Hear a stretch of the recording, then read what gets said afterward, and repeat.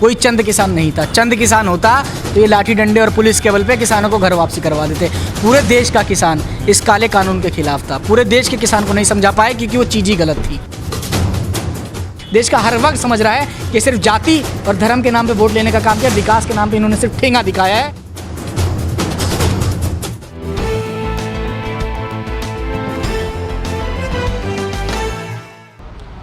नमस्कार, मैं तेजिंदर और आप देख रहे हैं नेशन टाइम। 19 नवंबर प्रकाश पर्व के दिन प्रधानमंत्री नरेंद्र मोदी मीडिया से मुखातिब होते हुए एक बयान जारी करते हैं और उसी दौरान वो दावा करते हैं, घोषणा करते हैं कि जो तीनों कृषि कानून थे उनकी वापसी होगी। उन्होंने कहा कि चंद किसानों को हम समझा नहीं पाए उनके तीनों कृषि कानून के बारे में, और उनकी नाराज़गी के चलते शायद वो असंतुष्ट थे, इसलिए हमने इन कृषि कानूनों को वापस लेने का फैसला किया है। और उन्होंने एक अपील कर दी कि किसान अपने घर लौट जाए। लेकिन इस सब में एक साल से लगभग का जो वक्त रहा, उस दौरान तमाम एक्टिविस्ट जो थे वो किसानों के बीच उनको सपोर्ट करने के लिए उनके बीच में पहुंचते हैं और किसानों की जो आंदोलन था, किसान आंदोलन, उसको सपोर्ट करते हैं। और ऐसे में हमारे साथ अंशुल ठाकुर हैं जो किसानों के साथ लगातार उनकी आवाज़ को बुलंद करने में उनके साथ रहे। गाजीपुर बॉर्डर पर हमने उनसे कई बार इस दौरान बात भी की है और उन्होंने बड़ी बेबाकी से किसानों के समर्थन किया और अपनी बात भी रखी। आज मेरे साथ अंशुल ठाकुर हैं, हम उनसे जानेंगे। अंशुल, क्या है, अब तो प्रधानमंत्री कह चुके हैं, इसके पीछे क्या लगता है कि वाकई में अब किसानों को मान लेना चाहिए, घर वापसी हो जानी चाहिए? देखिए, सबसे पहली बात मैं आपके चैनल के माध्यम से बताना चाहूँगा, जो मोदी जी ने कहा चंद किसान, कोई चंद किसान नहीं था। चंद किसान होता तो ये लाठी डंडे और पुलिस के बल पे किसानों को घर वापसी करवा देते। पूरे देश का किसान इस काले कानून के खिलाफ था। पूरे देश के किसान को नहीं समझा पाए क्योंकि वो चीज़ ही गलत थी। जो आज बिल वापसी हुई है, देश का किसान, नौजवान, हर वर्ग, चाहे वो गरीब हो अमीर हो, हर वर्ग समझता है कि बिल वापसी सिर्फ एक चुनावी चाल है। मोदी जी को पता है कि अगर बिल वापसी नहीं होती तो भाजपा के कार्यकर्ता, भाजपा के नेता, सांसद, विधायक तक गांव में नहीं घुस पाएंगे।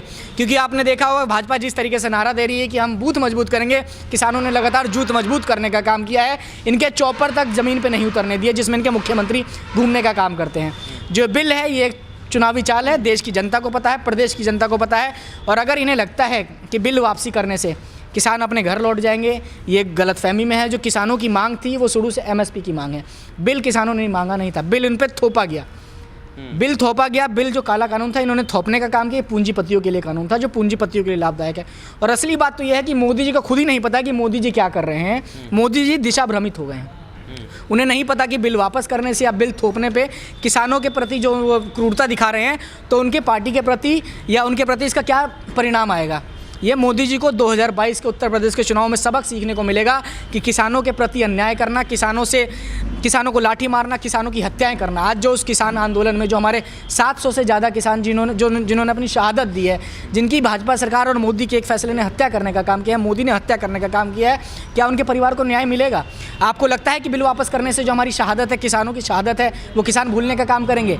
लखीमपुरी में देखिए आप, इन्होंने उसी बिल के आवेश में आके, वो कानून ना मानने के खिलाफ इन्होंने किसानों पर गाड़ी चढ़ाने का काम किया।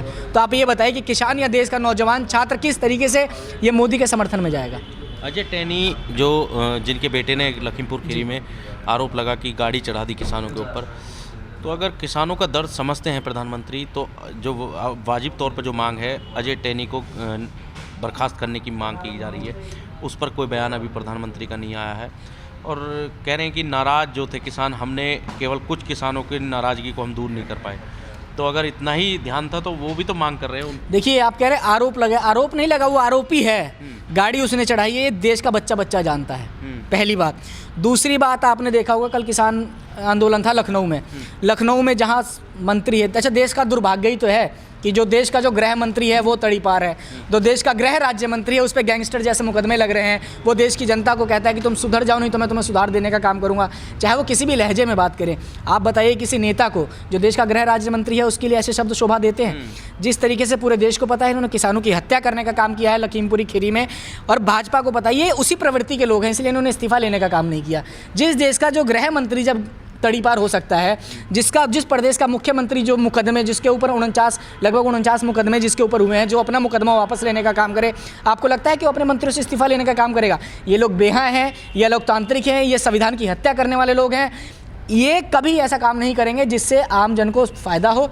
ये इन्होंने एक समूह बना रखा है, ये एक सरगना है, सरगने के जो जो समूह है सरगना है, जो 2 सरगने ऊपर बैठे हैं, ये गुंडे और उनकी सरकार चलने का काम चल रही है। जो गुंडे हैं, ये गुंडे प्रवृत्ति के लोग हैं, इन्हें संविधान में बिल्कुल भरोसा नहीं है, ये लाठी और पुलिस के बल पे सरकार चलाने का काम कर रहे हैं। 2022 का जो यूपी विधानसभा चुनाव है वो सर पर है, ऐसे में क्या प्रभाव डालेगा चुनाव के अंदर ये प्रधानमंत्री का बयान और ये तीनों कानून थे कृषि कानून, उनको वापसी को लेकर जो बयान आया है? देखिए, देश की मैं बताता रहा हूँ, प्रदेश की बच्चे को भी पता है, प्रदेश के किसी भी वर्ग को पता है, महिला, नौजवान, छात्र, किसान, सबको पता है कि जो बिल वापसी हुई है ये चुनाव मेला है, चुनाव को देखते हुए इन्होंने बिल वापसी करने का काम किया है।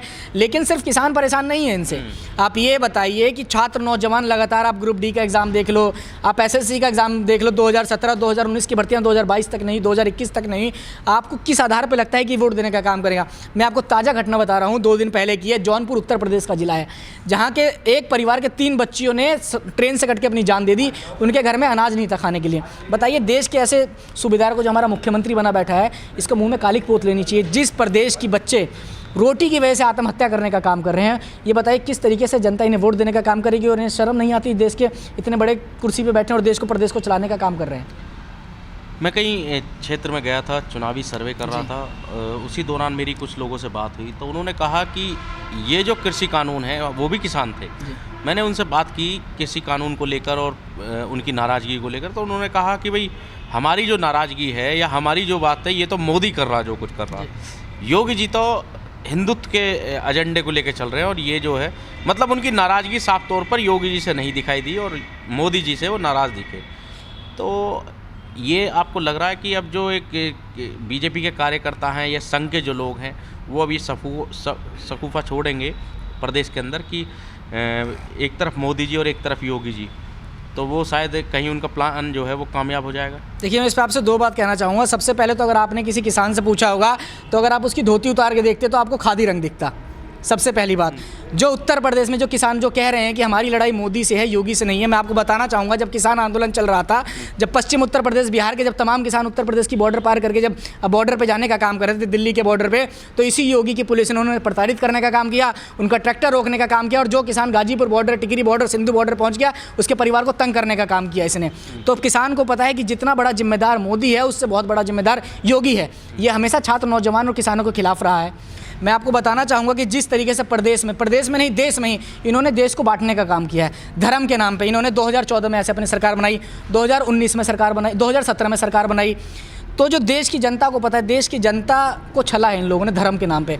आज देश को पता है, देश के युवाओं को पता है कि इन्होंने राम का नाम और अल्लाह के नाम पे इन्होंने देश के युवाओं को छलने का काम किया, धर्म के नाम पे, जाति के नाम पे इन्होंने तोड़ने का काम किया। तो चाहे ये RSS वाले कच्छाधारी कितना भी हिंदू और राम का सगुफा फूंक ले, मुसलमानों में जाकर कितना अल्लाह अकबर का नाम ले लें, देश का आज नौजवान किसान है, वो विकास की राह पर जाना चाहता है। वो जो वोट देगा, जो मुद्दा होगा, जो देश का, जो प्रदेश में जो मुद्दा होगा, वो सड़क पर मुद्दा होगा। जो प्रदेश का मुद्दा होगा वो शिक्षा का मुद्दा होगा। जो प्रदेश का मुद्दा होगा वो अस्पताल का मुद्दा होगा। जो प्रदेश का मुद्दा होगा वो ऑक्सीजन का मुद्दा होगा, जिससे मौजूदा सरकार ने प्रताड़ित करने का काम किया है। इस वजह से लोगों की स्थिति खराब हुई है।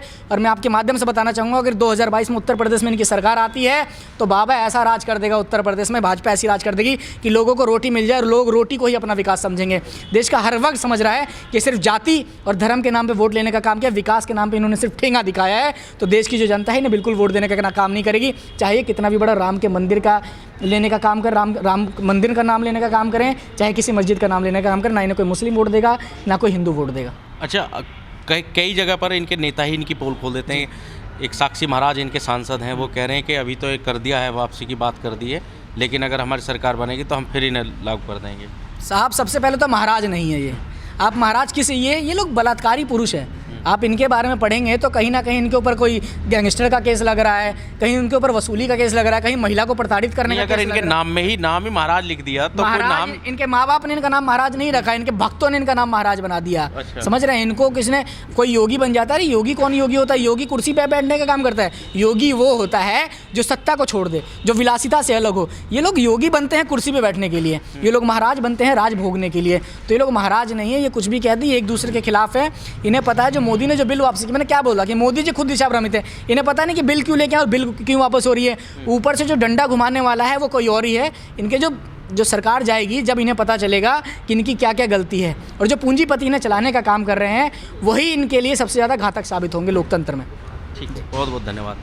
5 राज्यों के चुनाव को लेकर बीजेपी कहीं ना कहीं बैकफुट पर नजर आ रही थी और यही कारण रहा है कि प्रधानमंत्री नरेंद्र मोदी को कैमरे के सामने आकर ये घोषणा करनी पड़ी कि तीनों कृषि कानून वापसी होंगे। गाजियाबाद से तेजिंदर सिंह, नेशन टाइम।